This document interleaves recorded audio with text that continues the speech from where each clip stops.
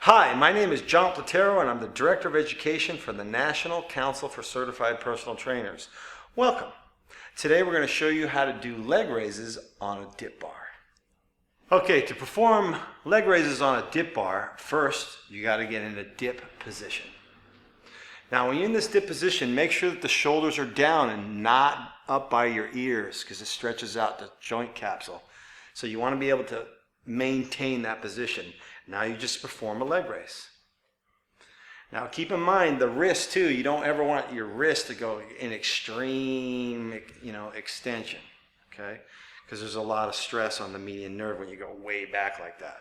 So as you can see how she's performing them. Now if you can't do straight leg raises, you might just lift your knees up to start with, okay? This is a very challenging exercise because you have to stabilize in the shoulder and the upper body and then move the lower body. I'm John Platero and this is Jillian, and we hope that you learned how to do leg raises on a dip bar and you'll be doing them real soon.